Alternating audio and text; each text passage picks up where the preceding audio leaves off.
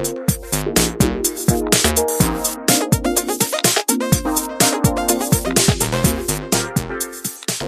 everyone, welcome to Super Switchheads, the premier Nintendo podcast in all of the internet.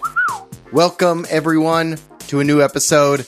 My name is Matthew. Hey, I'm Patrick. And I am David. And we have a special guest, James West, joining us. What's up, James? How are you today? Yeah, how are you, everybody? James? Thanks for having me on. I'm doing well. Excited to be here. Full disclosure, I am a fan of the podcast. Oh, very good. Thank you for saying that disclosure right up top. Yeah, no, I just want the listeners to know, like, if I sound like a gushing idiot, it's because I listen every week. Well, it's very nice to have on a fan. Thank you. Yeah. Thank you for being here. In this episode, we're going to talk about some, as always, news and rumors, Mario Tennis, Labo, the PS5 unveiling, and also, of course, Super Smash Bros. Ultimate 3.0 and Joker.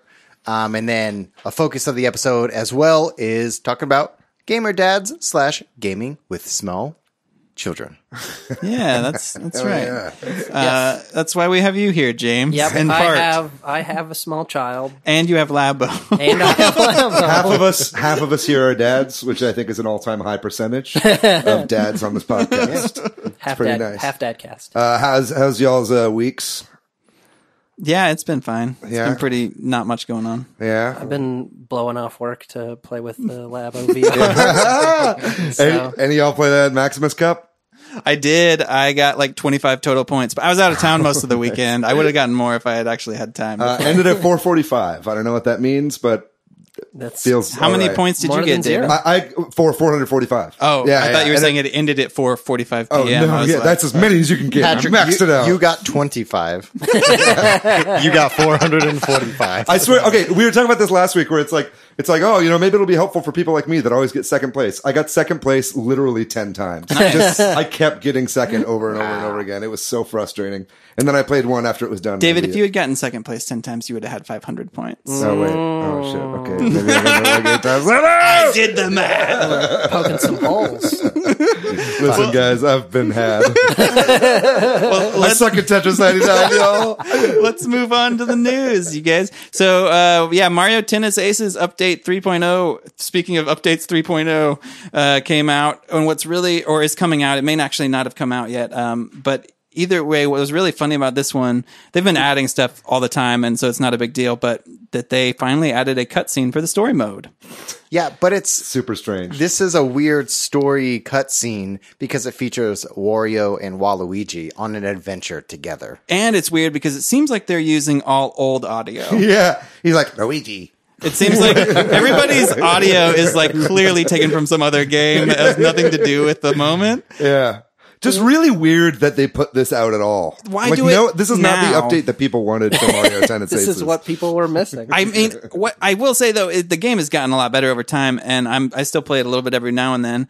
But it's just funny to add intro cutscene now. Well, did you say it was Wario Waluigi focused? Yeah. Well, so the that's original that's the story in the game. Original Mario Tennis was the introduction of Waluigi. I wonder if there's anything there. Or Sure. I mean, it's a Camelot character originally. It's the Waluigi, same so they feel some story that they told in the game. It's just now it's instead of just text bubbles and like just non-moving characters, there's actually an animated that's thing weird. now. Yeah. Anyway. Yeah. Very strange. I'm so glad we talked about this before we talked about Smash.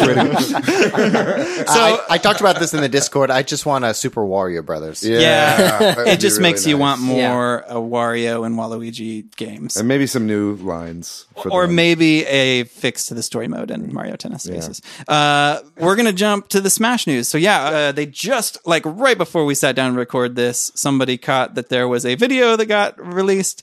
So y'all listening on the 17th, y'all are probably playing Smash 3.0 and playing with Joker if you have the Challenger pack. So we just watched a 15-minute video that Nintendo just put out detailing a lot of Joker gameplay and the stage builder and a video editor and some Mii costumes. Yeah, that sharing mode, that kind of sharing with people online. You can share tons of different stuff. And Smash World, which is, I guess, now part of the app. The app is not just for tracking Splatoon statistics, you guys. You can track your Smash statistics. Yeah, it's basically all the cell phone game stuff from Smash you can now do on a cell phone, it seems. So yeah, what stood out for you guys about anything about Joker or about the stage builder? I think or the anything? coolest thing about Smash World, which is part of Nintendo Switch Online app, just to be clear. Yeah. Because I thought it was going to be a separate app. Or like a theme park. Yeah. God, I would love to theme or park. a new game. Are you kidding me? Make it Super Smash Brothers a bouncy castle. I'd fucking love it. But being able to see other people's stage creations is pretty cool. And also downloading other people's Mii fighters. Yeah. I'm not a good Mii creator. I have friends my friend Asia is really good at creating Miis from people that she knows. Sure. But if I can download, like John Wick or some other, I will Mii download fighter. every Hank Hill on Smash World. Yes, exactly. Yeah, that's really exciting. I think the idea of having just kind of unlimited content, as far as like if you're bored, you can just turn on your Switch and like find some silly video that somebody made in Smash. Well, and I imagine it'll be a little bit like Mario Maker as well, where you can kind of like you get to see the ways people twist the game through their creations too. So I'm excited to see what people will do with that ability in the stage creator. That stage builder looked really crazy. Like you could do stuff in the background and in the foreground, in front of the stages, and moving parts. Yeah, it looked like basically they just added another layer to the Wii U stage builder. You know what I mean? Because you can do the background and the foreground, but you still do the same drawing thing like we were talking about last week. So that's pretty cool. Definitely they were showing and having the moving platforms that you can have in the stage builder too. Animate things. That means that means Poke Floats. That means Poke Floats 2.0, baby. Like seriously, I guarantee you tomorrow we're gonna see those in the online. Like the top 3 stages. downloaded maps will be Pokefloats. Pokefloats 2.0. Yeah. Pokefloats 3.0. And it's cool that you can add in any of the backgrounds from any of the levels. Cause that was one of the things that I always hated about about Brawl Stage Creator and Smash 4 Stage Creator was there were only like 5 backgrounds for each one and they were so uninspired. Now you can actually use the ones that are in the game that already look amazing, you know? Yeah, and one of the stages that they showed off, they did a Super Mario Brothers 3 intro where they had the curtain in front and then the curtain lifted. I was like, oh, that's the game that I played. Yeah, I remember that. That's exciting. It looked like there was a couple more things as well. It looks like there's a DLC spirit board now. So I guess any spirits that'll be coming out like after the game is out will be kind of relegated to their own board, it looked like, which is kind of interesting. There's a video editor now, like a full-fledged like Adobe Premiere Pro with Super Smash Brothers. I'm sure it's that complicated. Who made did you make the joke? Yeah, that Steven Soderbergh is going to edit his next movie on that. Yeah. Seriously though, I think with the stage builder being able to do lots of robust different stuff, moving your characters around, I think we're going to start to see like machinima like series made in Smash, which is pretty exciting. What do you guys think about Joker and his gameplay? He has a gun. The grappling hook looks kind of cool. Yeah. I don't know. I think we're all so uninformed about Persona that like a lot of it was lost on us. Like what the Persona, I don't even remember the name of the Persona that he has. It was like Arcel or something like that. Yeah, something like that. Well, we better learn that. Yeah, we'll figure it out. And we just watched it, man. They went through excruciating detail of every one of his moves. I kind of lost interest halfway through because it's just like just information overload. But it seemed like he had a lot of cool moves, but also a lot of technical stuff where you really got to know what you're doing to get that meter up, and then he's got the charged up persona that comes out, and I guess that just kind of does extra damage whenever he's out, I'd imagine, like over the span of time. Increases, changes your move slightly to be more effective. Yeah. I really like how quick he looks, though. Like his kind of knife gameplay actually looks really fun. As someone who plays Sheik, it looked like a very similar kind of fast-moving, knife-based fighting, which I really enjoyed, and that really got me interested. There's one move where you can like double back if you miss and do another slash, and that looked really cool. Yeah, that was his final smash, right? Yeah. I think that's the only final smash to where if you whiff, you get a second chance to double back. That's cool. That's a neat addition. I think the mechanics of the down B, the charge move, is you can charge your meter when you're taking damage, and you can dodge combos. Right. Like you can't do that with any other character. It was like a charge up counter. Right? Yeah, it's a charge up counter, and you still take damage. You take 50, and it doesn't 50% of the Damn. Oh, it's halved. That's right. Yeah. Yeah. And then your meter charges up, I think, in other situations, like if you're losing or whatever, like your meter charges up in those situations. Yeah. Too. It's very interesting. Mementos, the Persona stage looks pretty amazing. Yeah, it looks real trippy. I think it looks cool. Yeah, I think it's great. It's got that whole aesthetic, and it kind of proves that leak back Was then. right, It was yeah. right when they said it would be Joker coming with the Memento stage and Persona 5S, which is all them. So keep an eye out for that leak or whatever his name was. I kind of forget. But yeah, I think it's looking pretty great. I'm really surprised that they dropped all this news the night before it comes out. That's how they did it with Piranha Plant too, right? Or they did it with Piranha Plant like the same day. It was like, Well, yeah. or there was no news, I guess. But they'd announced that the update was coming a little bit more before, so you had time to kind of back up your saves and stuff. But this one's just like straight up everything revealed, and we saw Piranha Plant, like in action, right before the game even came out. Yeah. Yeah, So- and this wasn't labeled as like a Smash Direct. That was weird. But it was 15 minutes, but it was a Smash Direct. That was a Smash Direct. I guess it wasn't labeled as a Smash Direct, partly because they did not show. I mean, we didn't know. We kind of knew Stage Builder was coming because of the Nintendo ad. But we didn't know about. There's nothing we didn't know about, I guess is what I'm trying to say, right? Like you want to direct to tease the next character or to true. something completely out of left field. Right. And Yeah, There wasn't anything. anything. Oh, and one more thing. Yeah. Right. Which Yeah. there was no home run contest. We haven't talked about that. That was Right. That was data mined, and everybody thought it was coming as part of this. There's no home run contest. And They no, might just be spreading out features. yeah, that might be multiple character 4.0 packs. with the next character. I'm Exactly. sure that Yeah. that more will come. Not a bad idea, honestly. I mean, they put a lot in there to keep us held over with the content. I think this is, like, as I was watching this video, Patrick, I'm sorry that you got bored. It was just. It's more like I can't. It's so It's detailed. too much information about the moves. I have to play to feel those moves. I'm like, you know what I mean? Sure. Yeah, that Luckily, we don't have to wait very long. yeah, the thing is, like, Nintendo is spending the resources to make this video, to show off this character, to release it the day before, and they did a press release on Business Wire about this release. Whoa, that just came out as well? Yeah, That's funny. which seems like Nintendo is making this like a big deal, which means they appreciate their fans, and I think that's huge. Well, yeah, I mean, Smash is like a hot fucking selling game. Like, it has flown off the thing. So anything like this is a ton more money for them, so of course they're going to be selling it. It's like basically Smash is like a platform now Yeah, that people this own game that as they a can buy service, software yeah. for, So it's like I can good definitely point. see them pushing this hard. And how much was Joker? Was like $5.99. Yeah, if $6. you wanted to buy him just by And himself. that's the stage and the character. Okay, and then music. it's 25 for the whole character pack. Right. Till till February of next year. Yes. But at the same time, I don't think that the Joker pack comes with those Persona Me fighters, right? Are those separate? It seemed like they were This is separate. separate. Yeah. Because Those are there's, that was 75 a cents each. separate, 75 cents each. Yeah, separate 75 cents each. That's such a weird price point too. Like, why not just bump it up to $1? Like, I feel like Because they're being nice, James. well, that's the a same dollar price does it seem was- like a lot, when Yeah. you say Yes. that for just one skin. I guess Yeah. it's true. Yeah, but you're right. 75 So cents if you doesn't. feel like you're getting a deal, even though they're think just that's why, 'cause charging you for Yeah, nothing. 75 cents. Like, I'd drop that on one of those little things outside of a grocery store. Get You your Yeah. little Little random capsule toy. toy. get a homie or whatever. What did you guys think of the Knuckles skin? Yeah, Deeply disturbing. Yeah, upsetting. the Tails wasn't quite as disturbing of a me as the Knuckles me was. I'll tell you something I'm damn sure of. Someone's horny for that Knuckles. Dude, you are goddamn right. Who's Wow. that someone? Someone in the Sonic the Hedgehog fan forums. I'll say Knuckles is second in disturbedness only to the gutted Isabelle me costume. That's really the scariest.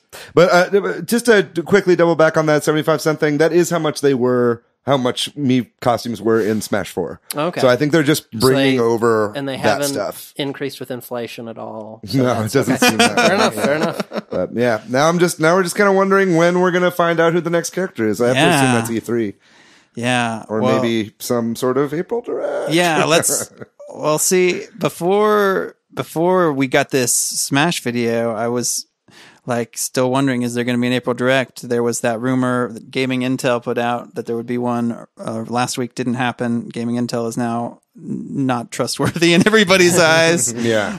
There still could be one, I suppose, but this coming out and some other info that came out makes you wonder if there is going to be one though. It's the Intel part of that website. Yeah, their intel is wrong. There's good and bad Intel. They never said it was good gaming Intel. That's a good point. But yeah, that's interesting. I think we could definitely still see something. Like I said, there's still a lot of release dates that need to come out. And we just found out about that Marvel Ultimate Alliance release date. So they gave that. That's one of the reasons I'm like, oh, maybe there won't be one with that and this. But there's still tons of information that they could throw at us. Let's talk about Labo VR now. Sure. Labo VR just came out last week, and I don't know. I'll be curious where you got it, James, because James picked it up. But I went to 2 different stores, not to buy it, but just to look at. I happened to be at one of them and was like, I'm going to go look at the Labo VR. They didn't have them there. And that's what I've been hearing is that it's not really stocked. And I don't know if that's Nintendo or the retailers or both. Like, I'd imagine it's retailers burned on Labo, and so they aren't stocking as much, and maybe Nintendo not shipping as much to have stock sitting around. I don't know. Where did you get it, James? I got it at a Best Buy. I could not find the full $80 package. Not that I was that was part of the reason I didn't end up getting it, obviously. But I couldn't find it. But yeah, I looked for it online, did a quick Best Buy search, and found the one by my house happened to have the base $40 package. So. And if you, just FYI, if you still happen to have an active gamers club unlocked with Best Buy, you can get that discount. So nice. That's worth it. So the Breath of the Wild and Super Mario integration isn't in yet. As I understand, that's coming out April 25th. That's correct. James, just tell us some of your thoughts so far, I guess. I really dig it. What I've played so far, pretty basic, kind of comparable to the other Labo stuff in terms of the gameplay, just like very, very trimmed down for the most part. But still like really fun, a great VR experience for the price. The Labo stuff, I mean, if you've done any other Labo cardboard type stuff, really solid, just the same level of quality. The gun is super fun. It actually cocks, and when you like fire it, you get an actual kickback because there's this thing that launches in it. It's great. It's super fun. I haven't had a chance to play with all of the games that came with it just yet, and there's still like biggest complaint so far. I got to hold the thing up to my face.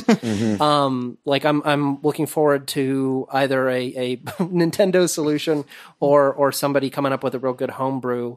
I'll give you some ratchet straps. Yeah. There's already videos on YouTube of people making them out of like various materials, duct tape and exercise straps and all that stuff. Yeah. I mean, it's not the most complicated thing to solve in the world, but yeah, that's kind of a complaint. But other than that, yeah, just for the price, if you've already got a Switch, it feels like a no-brainer.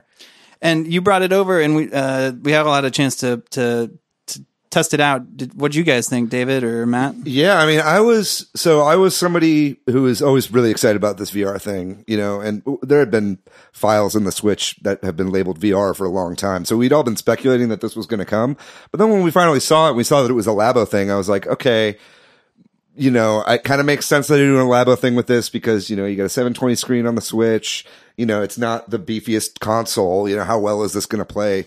But I was immediately upon doing it, a lot of that was assuaged, right? Because I think that this has been a thing throughout all of Nintendo history, right? Is that they've never cared about how beefy their systems are or whatever. It's about the gameplay experience and using that as a good way to increase immersion, right? Like I was absolutely floored by how much I was immersed just because I'm holding the gun that I'm seeing in the game. You know what I mean? And every time I move with the viewfinder, it's like I'm looking through a viewfinder on a gun. And it's like, the graphics don't have to be great. I already feel way more immersed in that than I do in most VR experiences. Yeah, I think Polygon mentioned this in their review of it. But yeah, like that's part of why it's so good is because you don't get that experience with any other VR set, or like not to this level anyway. Unless you get like one of those 360 treadmills and like a haptic suit and all that crazy kind of stuff. On it. That being said, I mean, obviously it's all like stationary stuff, and the shooting thing is really a shooting gallery where you just kind of sit still.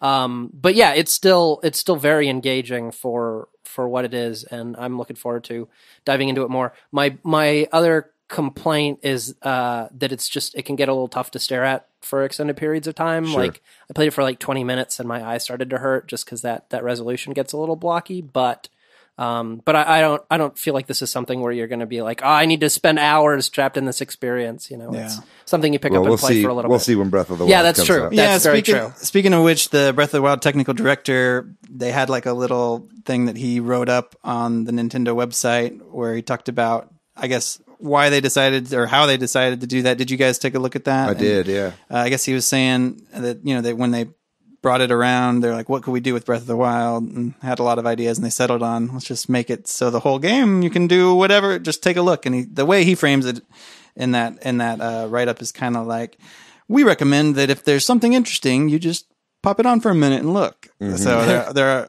obviously they're not intending you to play the whole game straight through in it, and because it probably would make, like what James was saying, your eyes hurt after 20 minutes. Mm-hmm. But especially in a game like that that's not built for it. Right. I can see that getting frustrating after a while. But at least it has head tracking, which is cool. Yeah, I am, again, to reiterate last week, sad that the Breath of the Wild technical director is talking about this and not Breath of the Wild 2. But it's what we got. You can multitask. Just like playing this just makes me excited about the future. Yes. Yeah. Because these aren't these games, these small mini games aren't using like well-known IPs.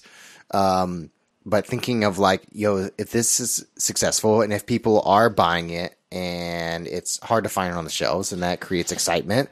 I'm worried that that's the opposite though. Like that because you can't find it in stores, people aren't going to be as aware of it. You know what I mean? I don't think so. I think that's never been the case with Nintendo. That's true. When things people are sold wanted out, the Switch Nintendo have when been they're the sold out. scarcity kings since the beginning. I mean, they've gotten a little better at it recently since the Switch came out, right? And I think this was a genuine. They just misjudged it, or the retailers misjudged it because they got burned by the vehicle kit. I think that's what it is because I was at a Target on Friday morning, and there were none. Like that Target must not have stocked them, or they stocked 5 and 5 people were gung ho. Well, about did it, you ask someone for help? I think they'll come out. Honestly, dudes, like I think that I really feel this feels to me like, especially after actually having some hand-on experience, because I was already kind of feeling this way, but then touching it and feeling it and playing in some of those experiences, this feels kind of like Wii Sports to me. Yeah, you know what I mean? Yeah. Like how Wii Sports was like introducing the world to motion controls. Yeah, you know what I mean? And this is introducing Nintendo fans and Nintendo players, children,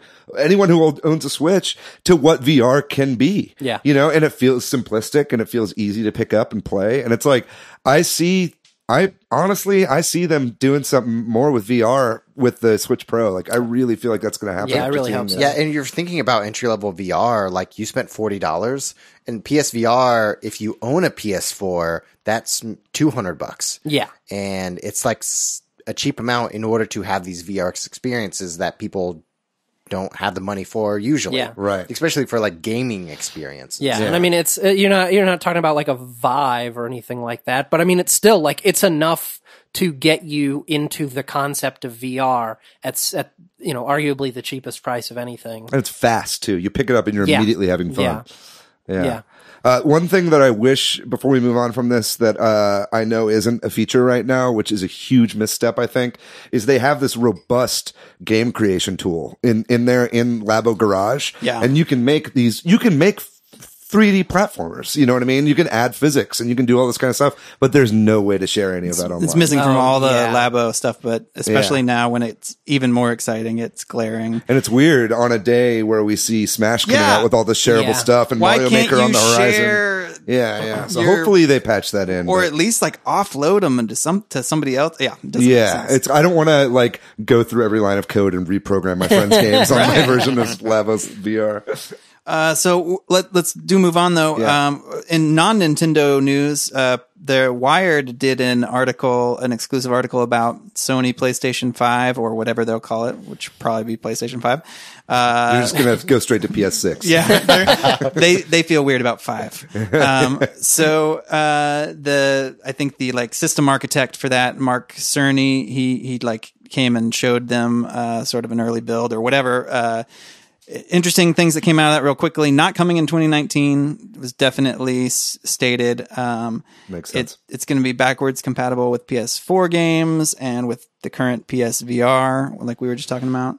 It's going to have a new CPU, of course, new GPU. But what sounded really the most interesting technically was the solid state drive. The SSD sounded like he kind of gave an example of Spider-Man, like loading it currently takes a minute or 15 seconds or whatever to move from like fast travel from one location to the other. But in the new hardware, it doesn't even take a second. Wow. That's incredible. That's really great. So you think about just cutting down on loading times that much and like seamless games like Cyberpunk, where there's not going to be like, you go into a room and it just continues this, you make a choice. It just continues. Like the loading won't even be an issue. Yeah. That'll be crazy. That means you're more immersed, maybe. Yeah, exactly. And it seems like they're also doubling down on PSVR. Yeah, because they mentioned that it's compatible headset with the new PS5, and I think they're probably going to do new VR stuff as well. Yeah, I wonder how this will affect multi-platform games on the Nintendo Switch, because there's already a huge gap between the Switch and PlayStation 4 or Xbox One. Right, if you're playing Fortnite or something. If you're playing Fortnite or something like that. And so some like huge AAA titles we don't get on the Switch, like Anthem, but some games that we do, like Mortal Kombat 11, that still runs at 30 frames per second. It doesn't look the great, but we still have it.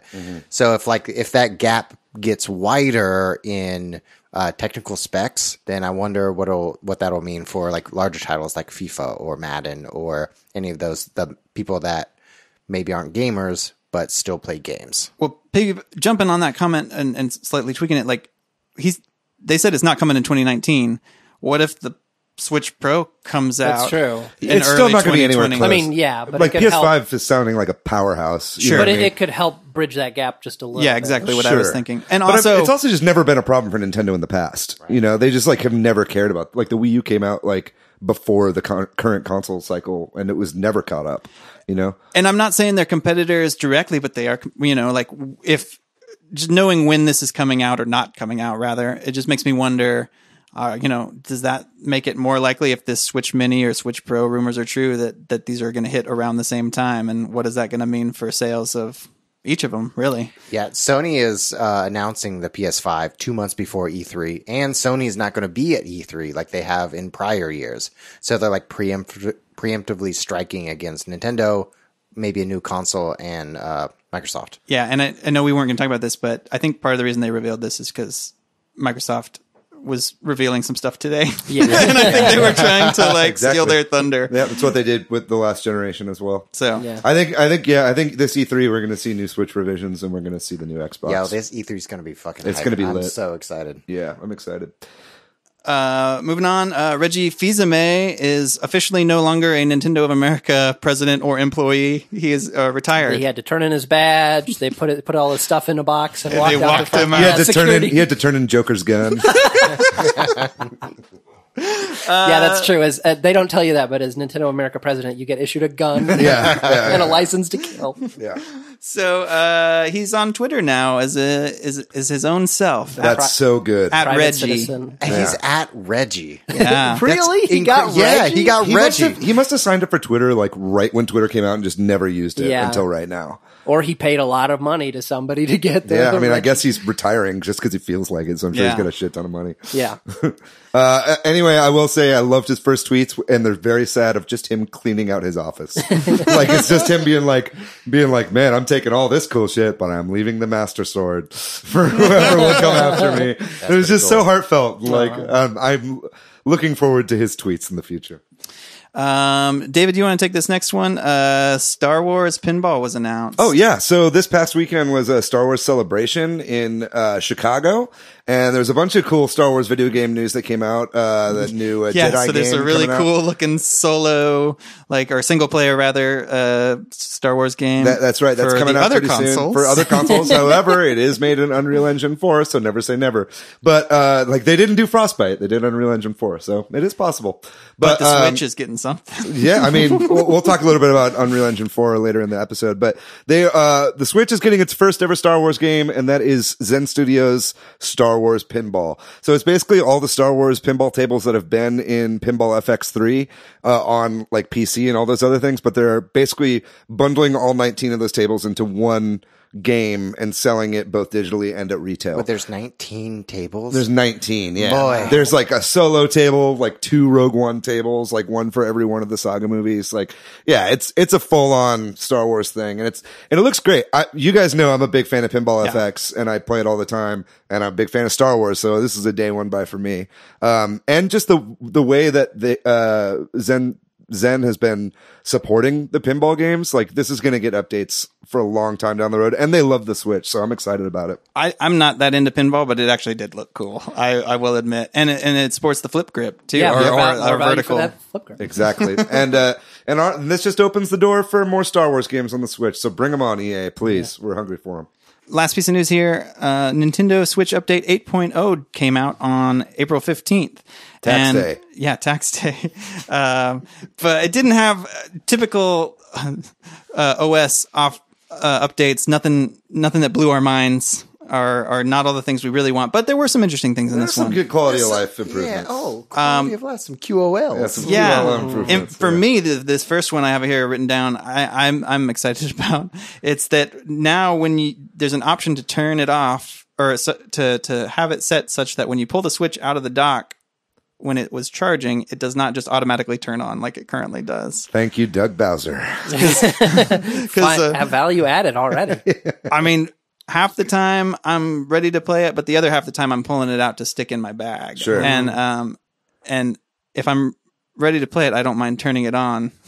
But if I'm sticking it in my bag, I might forget to turn it off. Sure. Another kind of quality of life improvement too is like being able to press left on the home screen to get to the more games.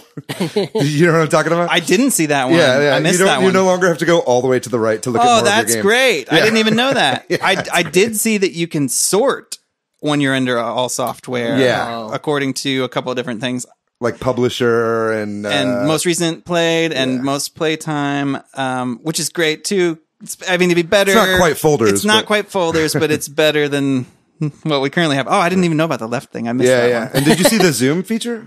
I heard about that. The if zoom you want to feature zoom in, it's weird. You like double click. You have to toggle all these. Why options would you on. want that? I guess if you have bad eyesight. Yeah. Well, I think it's so basically just to really quickly explain what it is. You just double click the home button and then it zooms in on whatever you're in, and that's on menus. That's also in any game. It's in a game. Yeah, too? you can do it in any game. Yeah, so it zooms in. So I think it's for games that are like made for docked experiences. When you're in a handheld, have really small text. If you need to read something, or if just you have bad eyesight. I think it's more for people with disabilities than anything else. I thought it was just on the home screen, and so I was like, But if I can see if in a game, like it's in I know, any like piece of software. Some of the games that like Civilization and all that have lots of menus, and it's hard to look at the small text. Close up look at Mario. So it's kind of cool. It's like when you're in handheld mode and you're already on a small screen, it can help. And one other thing I wanted to mention too is that you can now transfer an individual game save to another Switch. Mm-hmm. But it removes it from your current one, so it's not really. They're prepping for those Switch revisions, you know. Yeah, I think that's, and like for the reality that people now have more than one Switch in a house where you have kids or something, right? And you might want your save data moved over, but and also for maybe people's Switches are dying, so they want to move their save data over. It's too bad that you can't back it up locally, but it's somewhat close to that. I'll be doing that when I get a Switch Pro. Yeah. That really that doesn't feel like, how far off could it be to just like, okay, well, instead of deleting the old one, you leave keep it there. Yeah. Like, well, they don't want you to have 2 Splatoon files to play against yourself. That would be crazy. But it is nice to see Nintendo add some stuff that's not just stability improvements. Yeah. I'll say that. Yeah, it is nice. And there's some new profile pictures as always. Yeah. Cool. Well, that's anything else on news or rumors for you guys? We're going to move on then to our main topic for this week, which is talking about gaming with small children / being a parent and gaming. Yeah. And James, thanks for coming on to talk about this. For context, I have so like there's going to be some people listening to this that have like older kids. They're going to be like, they don't know nothing. But we're just kind of be talking about our current experience of gaming with small kids. And if you don't have any kids, just go out there and make a couple, and then you can come back, relate to what we're talking about. Pause right now. Yeah. Mm-hmm. Wait 9 months. and come back. Oh man, 9 months. Okay, no. Pause. Listen to all the episodes between now and your kid is Save born. this one. Then circle back to this episode. So for context, I've got a 4-year-old, and James, you have a 9 months, 9 month, a little over 9 months, 9-month-old child. So I'd be kind of curious just to include everybody here. What age did everybody start playing video games at? James, you want to? Oh, that's a good question. Young enough that I don't remember the age that it happened. Elementary school for sure. I got a Sega Genesis was the first console I ever owned. So that would have been maybe 7 or 8. I was 2 as hell when I first started playing games. And that's ridiculous. So, I was really, really young. We'll talk about this in a minute, but like, I sometimes when I see this question discussed, people are like 2, and I'm like, no, there's no fucking way. For real, I have had a 2-year-old, and they cannot do much. But it's not every kid's different, whatever. And I mean, it doesn't mean they were good at it. I'm just really gifted and talented as a child. Your memories, your brain was better.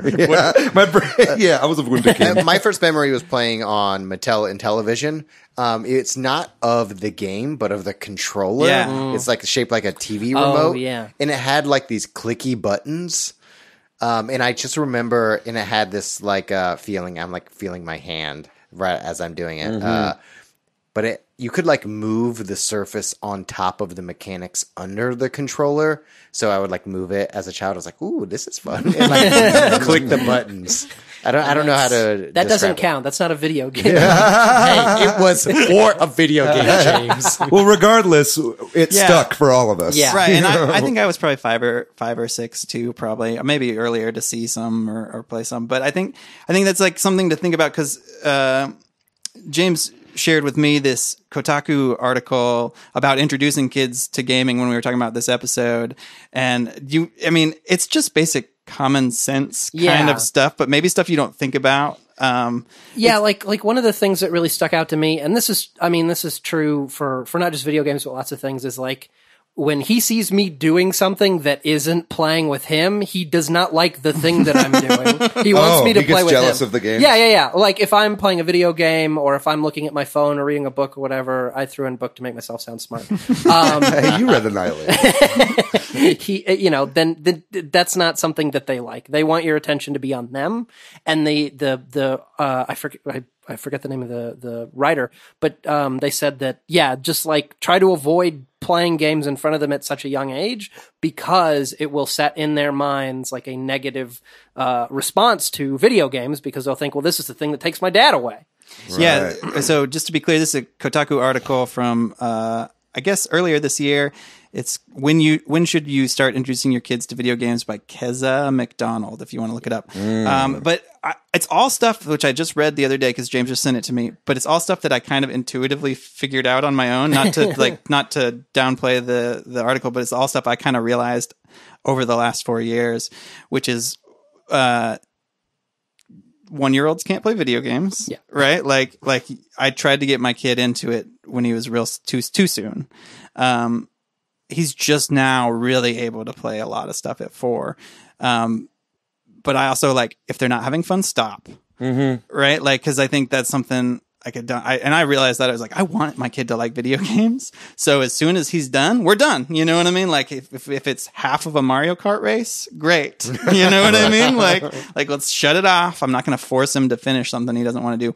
I also think I'm lucky. I think my kid is going to like video games. Yeah. Well, you never know if a kid is just going to want to play sports or something, instead. Absolutely. And that's kind of one of the big topics in this article too, which is you don't know if your kid's going to be into the same things you're into. Don't force your kid to play. And right, that's the other side of it is your kid may just not like the things you like. And that's been my fear. I see it in your eyes. What if my kid likes sports? Yeah. Exactly. So you just go to his ear at night and you're just like, Yoshi.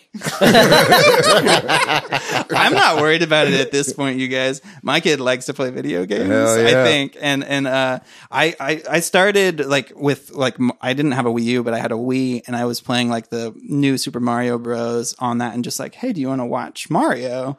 And me playing it. And he was okay with that for a while. You know, if he got bored with it, just like you were saying, I moved on because I didn't want him to think this is something I'm doing to the detriment. You want it to be something that incorporates him, not something that excludes him. Yeah.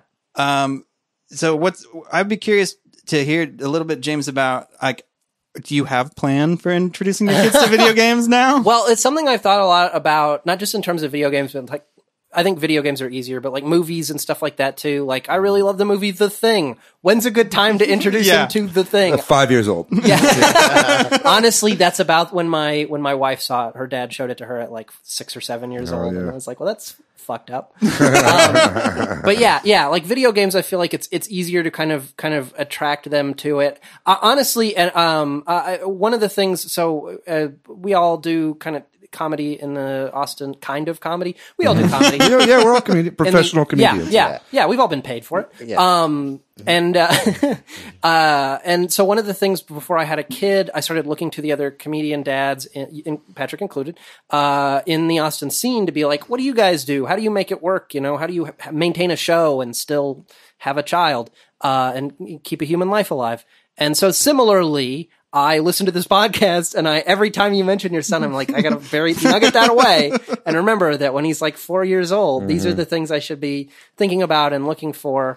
So yeah, I mean, I think a big part of it obviously is like at younger ages, they just don't have hand-eye coordination and they can't use their thumbs. Like, I mean, he's 9 months old. He could, you got a little ways to go. Yeah. I got a while. Right now, if I sit him in my lap and I start playing like Super Mario, he just wants to put the controller in his mouth. Yeah. So yeah, right now, interestingly enough, our experience with video games is pretty exclusively tied to Twitch.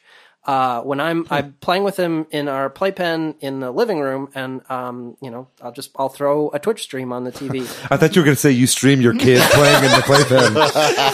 It's like, what up? Thanks for the sponsors. Yeah, smash that like. That's not Twitch, but it's so funny.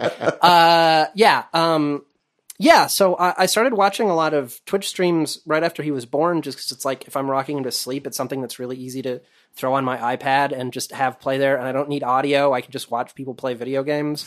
And so now I'll do that. And I found a couple of streams that I think are relatively age appropriate that I'll toss on, and he'll sit there and watch it for a little bit. Yeah, I mean, he's bouncing around because he's a little kid, but it's like, okay, I feel like this is a good start. I try not to do it too much because there's research that says too many screens at a young age is a bad thing. Let's talk about that, because I think that's a big part of this. Like, so one of the weird perils of modern parenting of especially young children is this whole screen time debate. Because if you don't have kids, you're lucky not to even be aware of this. But like, there's this huge sort of parental fight about whether you should allow your kids to watch any screens. I feel like iPads are the new pacifiers, right? Because it's so easy, and and a kid even that's 8 or 9 months old might just stare at a screen. They're if you put into it. Up like you don't have to tell them, you don't have to explain. Like, I mean, he doesn't understand things, but he looks at a screen and he wants to look. And he's mesmerized. Yeah, and my kid we have an iPad, and he will get upset. Like if you take it away quickly without warning, and we do feel like we have to have some limits. But it's like weird when you're enforcing limits on your kid, and then he goes to bed, and then I'm gaming. You know what I mean? On a screen. Or just like slowly scrolling through your feed like a fucking automaton. Exactly. Yeah. I mean, what do I spend like 4 hours a day or more on my phone alone? Yeah. Yeah. So and then it's tough too, because like we all grew up playing video games, but screens certainly weren't as ubiquitous as they are now. I mean, we didn't have iPads or iPhones. Right. Yeah, you had to warm up the old CRT. Yeah, exactly. You had to go pull the volume knob out of the TV to turn it on. And it goes beep. Yeah. That doesn't happen anymore. And fight with your sibling or parent or whatever about who gets to use the one screen in the house. Exactly. And now everyone has their individual screen. Right. I'm sorry for interrupting. No, I'm sorry. I'm sorry. I'm sorry. Y'all, it's just the natural flow of conversation.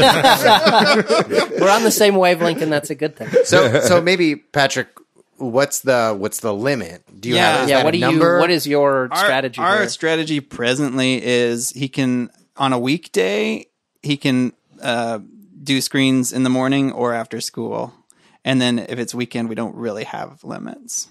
Okay. And that's I mean, when I was a kid, I didn't have any limits on like how much I could play video games. Like my parents were fine with whatever I did. Right. I was kind of self-regulating. Me too. But I had a friend and his whole family was way into video games, and they were very strict about like you get a half hour on a weekday and 2 hours on a weekend. And, they were very particular about that. So I think it's kind of one of those things where it's like, play by ear a little bit. Depends on the kid. Yeah. How addictive is their personality? Yeah. I mean, it's definitely, the trends are going to be that everyone's more plugged in. And now that kids are getting started on it sooner, it's only going to increase that. Yeah. So it's like, in one way, just having your kid plugged into the Matrix all day is just preparing them for the rest of the real world. And that's the counter, or one of the counter arguments is like, hey, do you want your kid to be behind on what everybody else can do? Yeah, you don't want to raise Luddite kids. Well, jumping back to what sort of introducing your kid to gaming. So to finish sort of my arc, I started with the Mario, just him watching that when he was around 2.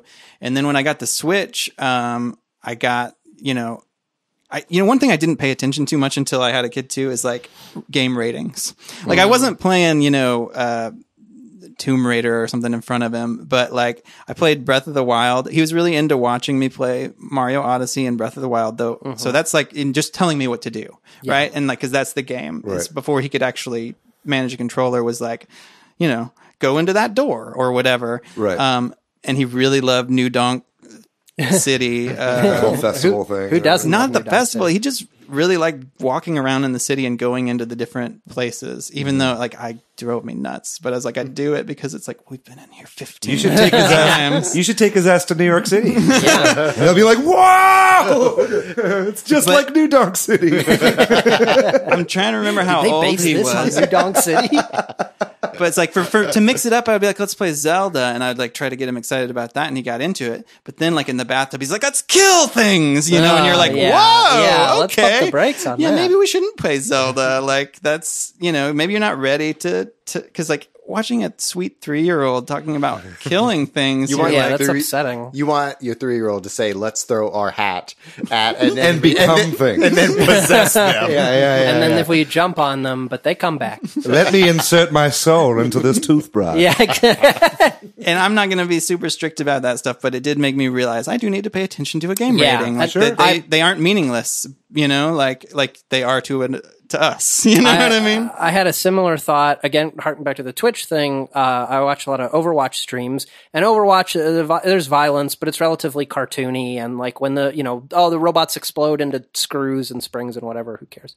But yes, a streamer I watched decided to play some Apex Legends, and that is a lot more violent and a lot more realistic, and that was, okay, I got to turn this off. And that was the first time oh, that's right.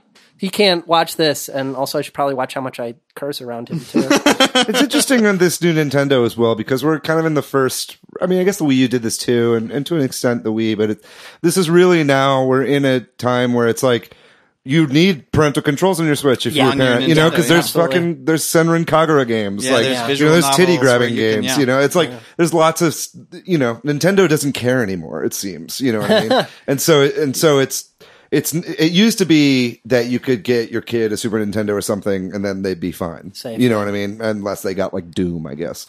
But it's like now it's all kind of bets are off. And we didn't talk about this earlier, but part of that Switch update, you can maybe turn off or on the VR modes.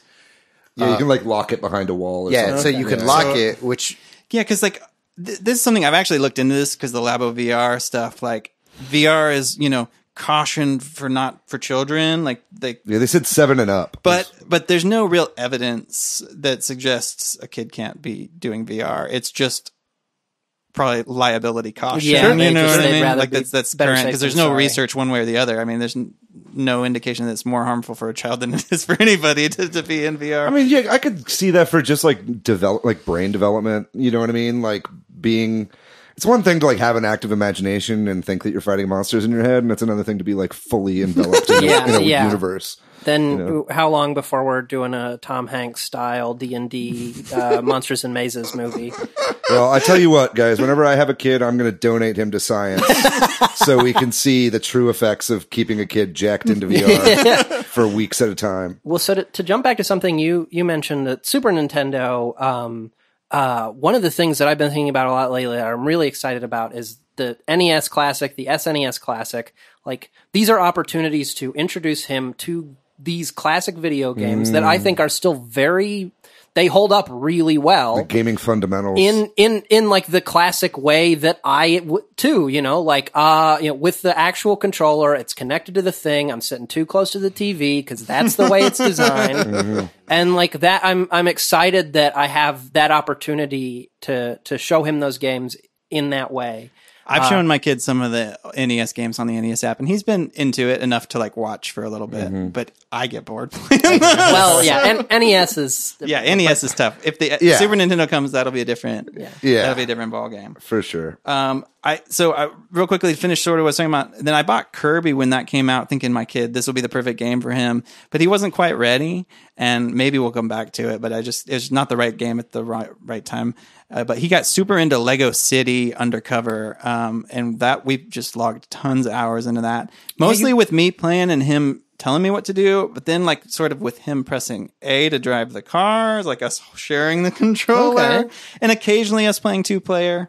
But then now I'm kind of like at the cusp of it, and like with Yoshi, like we've been playing together, and I was talking to a coworker, hey Kyle, I know he listens, so who was telling me, oh, you're in the like perfect.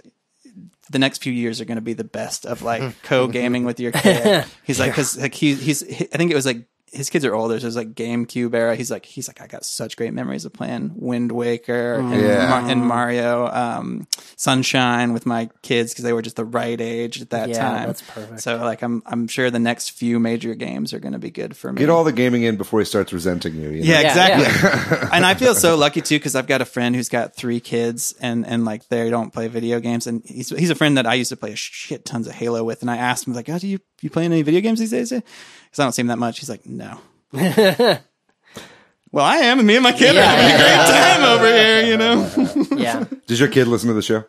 Yes. Everyone. Well, that's something else that like I've gotten, I guess, lucky about is that he's a relatively good sleeper, and at this point, like even if he does wake up at night, he can put himself back to sleep. So like I know he's going to bed at 6:30, and I have the rest of the night to just kind of crack into whatever I want. And so Switch is great for that, right? Yeah. I feel like the Switch is a great console to be like cradling a baby in your arms while playing handheld mode. We talked about this. There was an ad a few weeks ago that was literally Nintendo showing exactly that, like a dad holding the kid or putting him to sleep and sitting there playing sitting next to the crib and playing the Switch. I was like, yes, if this had come out a few years earlier, that would have been me. And that was, I mean, that's what I did. I played through Hollow Knight almost exclusively in the dark, sitting next to his crib. And it was just like, oh, when he wakes up, I can put it down. I can put it to sleep. I don't have to worry about save states or anything. Like it's saved. It's right there. When I'm ready to go, I pick it right back up. It is just, if you are a gamer and a parent, it is the perfect console for that. Well, that's it. That's part of a huge amount of who they're marketing this system to right now is the people who grew up playing Nintendo stuff and now are showing Nintendo stuff to their kids. And it's like, it's the same with the people who are, like Furukawa, like the president of Nintendo Japan, like the CEO of Nintendo grew up playing Super Nintendo games. You know what I mean? So that's just the world we're in now, and it's kind of exciting. Yeah. So to touch on why it's such a great console, there's a lot of games they can watch. Unlike all the PlayStation exclusive games, you can't play those in front of a 4-year-old, you know what I mean? But like, and maybe not every Nintendo game nowadays, but like a lot of the mainstream Nintendo games, even Breath of the Wild's not that big a deal. You can play that in front of a kid.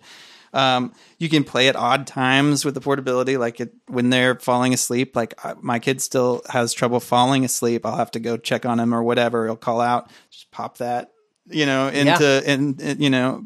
the save state mode or whatever. Why I can't say the word sleep mode. And then I can even occasionally, when he's super engaged in an activity, just pull the Switch off and play a little, like a game of Tetris 99 while he's like watching a show. Yeah. Sometimes that'll get him interested in what I'm doing, and then we end up playing a game, which is fine too.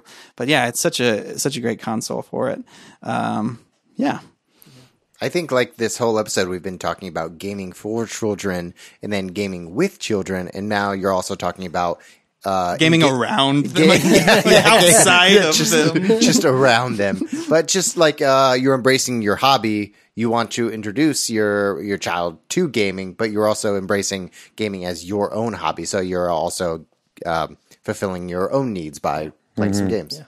I was thinking about that too, like some hobbies I feel like are harder to introduce to kids. Like, I make, models out of wood or whatever. It's harder to like. Yeah, we show don't want to a kid offend anyone who's listening who really. I just mean that it's a complicated. I don't mean that it's a bad hobby. I just mean that it's complicated. It's a bad hobby. Introduce to introduce to a child. Whereas video games, like we all got started young because video games are fun. It's inherently playful. Kids like to play video games, so it's got game and video in the title. we got really lucky that we like video games. It'll be really easy to convince our kids to do that too. Yeah. Like my stepdad tried to get me to play baseball, and I'm suck at baseball, and so I don't play baseball, and we didn't get to do that together. So. Right, but now Wii baseball, and now VR baseball. Yeah. Well, you guys have convinced me. I'm going to go have a kid. I'm going to go just adopt one. I'm going to go take one. Actually, David, thing about you, please don't do that. It's just, they'll be safer. I would be a great fucking dad. Oh, Lord. That's fun. Cool. Well, good talk. Yeah, good talk. Yeah. Let's Good move talk, on son. to what we've been playing recently. I always like to ask our guests first. We don't always do it though. But James, what video games have you been playing over the last week or so? So I just wrapped up a couple of games. So I'm kind of in between stuff right now. I just finished playing Super Metroid on the SNES Classic. Polygon did an article like the best of Metroid, and the counting down from all the series. And it was like, oh yeah, Super Metroid. This is supposed to be really fun. I have the SNES Classic. Why haven't I played it? Fucking great game. Yeah. Super good. Still really holds up. Man, that super jump, the first time that I used super jump, I'm like, oh my God, I want to super jump everywhere. Yeah, you feel so empowered. Or when you like get the wall jump down and it's like, wait, I could have done this the entire time. This isn't something you unlock. It's just there. And it was like way easier to explore the world than I played Metroid on the NES, and it was like 20 minutes in, I had to crack open a guide because I don't know how anybody ever completed that game otherwise. But yeah, Super Metroid was a lot more intuitive and like a lot more obvious to guess, like, okay, well, this looks like there's a secret right there, and that's what I'll explore. So that was super fun. And then Far Cry it's not 5, New Dawn. I didn't play Far Cry 5. Oh, okay. That's the expansion, right? But yeah, New Dawn. It's a standalone thing, Right. but it's a sequel to Far Cry 5. Just really fun, classic, just running around collecting. Like there's nothing to me more chill than just like running through these beautiful virtual countrysides and picking stuff up. And like that's what I get out of it. And there's a storyline. It's not very good. You can skip it, but like going around killing some guys and then picking up a bunch of like springs and screws, it's great. I love it. So. Oh yeah. Yeah, that's great. I've been playing a couple games recently. Since the new NES games came out, I have been playing through Lost Levels, the original Super Mario Brothers 2. Thank you. It's Super Mario Brothers 2, the Lost Levels, or as I call it, Save States, the game. Because I have not been playing without save states because that would drive me fucking bananas. It's hard enough with save states. You know what I mean? Like but it's fun. I mean, it makes it kind of like, something like Super Meat Boy or Celeste or something like that where you can start over real quickly. Yeah. It's really, really fun. I just beat the 8th world, which kind of like beat the game sort of. And then there was some very strange, like translated shit at the end. And then it opens up. It starts a whole over 9th again, world. doesn't it? Oh, No. There's like a 9th world that they added in, and it's very strangely translated from Japanese. I'll pull it up later. Maybe I'll post a picture of it to the Facebook group. But because I took a screenshot. But man, that game is really fun. I just never had actually played it all the way through. I'd played it in Mario All-Stars, and I'd gotten a certain amount of the way through. But I don't think I beat it though. Yeah. This is my first time actually kind of making my way through, and man, it's tough, but it's good. I mean, it definitely kind of paved the way for all those Mario ROM hacks and Mario Maker, like, a lot of the hard stuff in that, like, got its start here. You know what I mean? And so it was definitely fun to play. I really recommend it. If you haven't played it before, it's just a bunch more Mario of the original Mario. And I totally get why they didn't put it out. Didn't release it in the U.S. Like, honestly, that was a good call because, man, I think that would have turned off a lot of players in the U.S. just because of how brains. Yeah, if you have to know save states, that game is fucking impossible. Yeah. Anyway, so I've been playing that. Almost done with that, and then just today I actually picked up Hellblade: Senua's Sacrifice. Oh, yeah. How's it look? Everybody says it looks great. It looks incredible. Yeah, they did a really, really good job with this game. I just picked it up today, finished downloading it like an hour or so before we came to record tonight. So it's like, I've only played the first maybe half hour or so of the game right now, maybe 45 minutes. But it's great. I actually I've been a little poor recently, so I've been trying to kind of penny pinch. If you guys are interested, it is like half price on the Mexican eShop. Oh, Mexican so if you have multiple accounts on your Switch and you don't feel any sort of shame about ruining Mexico's doing what economy. I just did. Yeah. But yeah, so it's like, got it for pretty cheap and I wanted to try it out and, it looks incredible. It made an Unreal Engine 4. They're doing a lot of this kind of scaling, dynamic resolution stuff that a lot of the Unreal games have been doing. I watched a video, like one of those side by side of it on Switch and PlayStation. And I was very impressed. Yeah, whoever ported the game, I don't have it on me at the moment, but they did an amazing job of it doesn't feel like it's pared down. Like there's still enough detail in the backgrounds to where it's not like, oh, they just locked the depth, or whatever. What do you call that whenever you can't see past a certain point? Yeah, whatever. It's like they didn't just draw distance. Yeah, draw distance. They didn't just lock the draw distance. They just have less stuff back there. So it's like you can really only tell it looks worse when you have it side by side with something. But did you see who did the port? I did. It was QLOC, like a Polish That's right. studio. Yeah, that's right.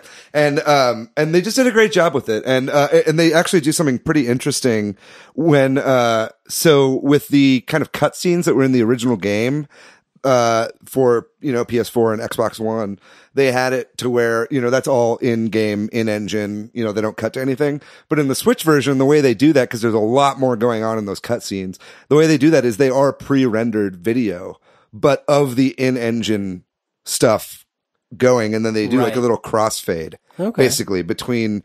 Like, basically when you lose like camera control, that's when it's going into these kind of pre-rendered cutscenes of the rendered, like in-engine stuff. And so it's actually a pretty smart way to do it. And the cutscenes look really good because it's like high resolution video and you're not taking a drop. But yeah, if you are going to get that game, I would really recommend, playing it in handheld mode with some headphones. Wow, graphics aren't quite as good as they are on the TV, when you're playing in handheld, but man, the audio is where that game really shines. And it's, it's about psychosis and it's about hearing voices in your head, and they do that kind of binaural audio stuff, and you just hear stuff in each ear, and it's quite an experience already. I can't wait to play more of it. Cool. What about you, Matt? Oh man, I've been revisiting old arcade games. Like I said last week, Capcom announced their joystick. Yeah, the thing looks weird. It's like $250. Yeah. It comes with 16 games. But 16. That's not a lot. They're all arcade classics. They're great. I looked at the list. Yeah, you posted this up. Yeah. There's that weird Mega Man game. Yeah. Well, yeah, Power Fighters. Yeah, it's a weird Mega Man game. I hadn't thought about one of those games in a long time. Darkstalkers? Darkstalkers. Darkstalkers. Yeah. Oh, yeah, I forgot It's a about that Capcom fighting game. Yeah, I remember that with in the arcade. Felicia comes from Darkstalkers. But you've been playing your own build of arcade That's stuff. right. Yeah. One of those 16 games is Alien vs. Predator. It's a brawler. Have you ever played this arcade game? Yeah, I've played this one. It's incredible. It's one of the best brawlers. Like, Turtles in Time is great. Sunset Riders. These are all like really great arcade brawlers. Simpsons. Simpsons. Yeah. But Aliens vs. Predator arcade brawler is like incredible. And so I've been revisiting that. It was in a skating rink in my hometown. Do you play with skates on? Yeah, of course I did. Yeah. But it's a great brawler. You get to play as two predators and like I think 3 or 2 humans. But it's like a classic 90s brawler beat 'em up, and it's just like so much fun to play. And I've been revisiting my youth. Very nice. Patrick, how about you? I beat New Super Mario Bros. U Yeah. Deluxe. Nice. Got everything done there. You got the Star Road completed? Yeah. 100%. I beat Yoshi actually with my kid. Nice. So he Oh. was sick a lot last week, and so we were at home, and we were talking about the screen rules. When he's sick, the screen rules are lifted because it's like when you're sick, there's nothing else for us to do. Yeah. In fact, let's not go outside. So we just played a ton of Yoshi. It also makes me worry that it's not that long of a game because we were able to we're doing it in mellow mode. Yeah, mellow mode too, so that speeds things up potentially. But it was great. It's the second game we've beaten together. The first game we've beaten together where he played the whole time. Mm-hmm. So I now have 2 selfies of us with credit screens rolling. Nice. That's Lego adorable. City, and this one I'm starting a collection, y'all. I have heard that 100%ing the game is a lot more hard. I imagine it is because to move on to new worlds, you have to get a certain amount of these the collectibles. They're not unique to this game. They're like flowers. Yeah. But and when you beat the game, you open up a new world where you have to have a bunch more. And so we've been going back together to get them, and some of them are hard to find. And some of like you can some of these red coins, because every level has 20 red coins. Yeah. Some of and those, and it can be in the flip version of the world as well. Right? unfortunately, no. Oh, That would have okay, been gotcha. a lot better. Yeah, That's one criticism that you asked me about that last time. And it's like, oh, it's cool. But now the more I've played it, the more I've realized the flip version, they didn't do as much as they should have. Right. They could have hid more collectibles. They could have hid collectibles over there better. They could have, it could have just been another way to explore the level. But when you do it, it's limited, without getting too deep into it. But so that it seems like something they should have expanded on more. That's a bummer. And then after I beat those games, I started playing Octopath again. Nice. Because I'm trying to beat that game. I actually have seen credits roll on the game, but I haven't. But there's so much fucking. You only left seen to 1/8 do. of the credits. Yeah, but it was good to take a break because I'm actually into it again now, and it doesn't feel like a slog like it was starting to. So You gonna buy it on PC when it comes out on PC? yeah, I did hear that it's coming out to PC. That's a news No, clip we I forgot. think I will have spent enough time on the Switch. Good. Like I like the game, but it's a little bit of a slog at times. Right. So Well, it's cool. artificially lengthened kind of feel to it. Well, I'll show you guys Hellblade sometime. Yeah, so you guys that'd can be see some cool. of those graphics. It was pretty impressive. I am looking forward to seeing that because That's it's tempting. I was tempted to buy it when it came out. well, playing that, it's like, maybe this Jedi Fallen Order game, if they they get the same team on this, it's made in Unreal Engine 4. It's like, it's stuff like that. I mean, I think we're going to start seeing People are getting better at porting. Yeah, now games. these port jobs are getting more and more tight, and it's like they're figuring out where to cut corners to where the gameplay is still smooth, and so hopefully we see more stuff like that. That'd be cool. Awesome. Thanks everybody for listening to this episode, and thanks to Corduroy for providing the music as always. I definitely jam out to that song every time. Yeah, We got to make those songs available just on their own. Yeah. if Corduroy's okay with that. Yeah, I think you lost the files. Did we also say thank you to A Bird Oh, yeah. 2590 for giving us a 5-star review? We on didn't. iTunes? Thank you. Ooh, thank you very much, Congratulations. A-Bird. Great job, you guys. You did it. Yeah. Leave us some of those reviews on iTunes. It makes us easily visible to more people outside of our own little circle. If you can, if you're a new listener to the show, welcome. Thank you so much, and please share the show with your friends, anybody that you know that might be interested in Nintendo news and stuff like that. And follow us on Facebook and Twitter. At Super Switchheads. Yeah, and we know if you're a new listener, we know welcome once again. If you have questions for us, or there's a game that you really love that you want us to play and talk about, also hit us up on Twitter. That's Switchheads with a Z. Should we make an Instagram? I was thinking about that recently. We can make an Instagram. We should probably make an IG for the show. Let's do it. Yeah. Get a photo. You get a photo with all the guests every time. Yeah, see, that would be Such a great. good name. Yeah, maybe we'll start that with you. Ah. Although I never shower before the show, so Yeah, this is a podcast. Yeah. I'm just always blacked out. Yeah. All right. Well, thanks so much for listening, everybody. We'll see you guys next week, and goodbye.